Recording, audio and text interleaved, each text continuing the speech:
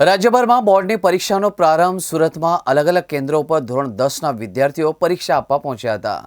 પરીક્ષા કેન્દ્રો પર વિદ્યાર્થીઓને 9:30 વાગ્યાથી પ્રવેશ આપવામાં આવ્યો હતો। વિદ્યાર્થીઓને કુમકુમ તિલક કરી પ્રવેશ આપવામાં આવ્યો હતો। તમામ પરીક્ષા કેન્દ્રો સીસીટીવીથી સજ્જ, કાયદો વ્યવસ્થા જળવાય એ માટે તમામ પરીક્ષા કેન્દ્રો પર પોલીસનો ચુસ્ત પોલીસ બંદોબસ્ત ગોઠવી દેવામાં આવ્યો હતો। ગુજરાત માધ્યમિક અને ઉત્તર માધ્યમિક શિક્ષણ બોર્ડની ધોરણ 10 અને 12ની પરીક્ષા આજથી શરૂ થવા જઈ રહી છે। કુલ 15 લાખથી વધુ વિદ્યાર્થીઓ બોર્ડની પરીક્ષા સમગ્ર ગુજરાત રાજ્યમાં આપી રહ્યા છે। એમાં સુરત જિલ્લાની અંદર 1,65,000 વિદ્યાર્થીઓ પરીક્ષા આપે છે, જેમાં 92,280 વિદ્યાર્થીઓ ધોરણ 10માં છે અને તે પૈકી 600 વિદ્યાર્થીઓ પ્રેસિડેન્સી સ્કૂલને ફાળવવામાં આવેલા છે। વિદ્યાર્થીઓને આવકારવા માટે તેમને કુમકુમ તિલક કરી અને તેમને કોલ્ડ ડ્રિંક્સ આપીને હળવા કરીને આવકારવામાં આવ્યા છે।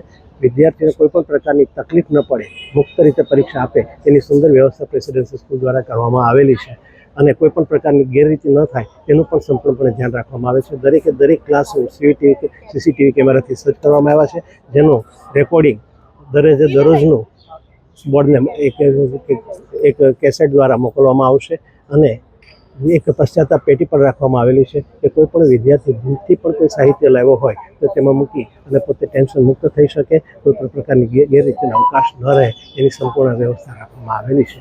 હું વાલીને અને વિદ્યાર્થીઓને એક ખાસ વિનંતી કરું છું કે પરીક્ષાને એક ઉત્સવ તરીકે ઉજવો, કોઈ પણ પ્રકારના ટેન્શન વગર બાળકોને પરીક્ષા આપવા દો અને બાળકોને પણ ખાસ પરીક્ષા આપતી વખતે કોઈ પણ પ્રકારના ટેન્શન વગર પરીક્ષા આપો। આ પરીક્ષા તમે પહેલી વાર નથી આપતા, તમે છેલ્લા 9 વર્ષથી પરીક્ષા આપતા જ આવ્યા છો। આ એક એ પ્રકારની જ પરીક્ષા છે, ફક્ત તમારું કેન્દ્રનું સ્થળ બદલાયેલું છે, પરીક્ષાનું માધ્યમ થોડું, પદ્ધતિ થોડી બદલાયેલી છે, બાકી બધું એ જ ઇટ ઇઝ છે।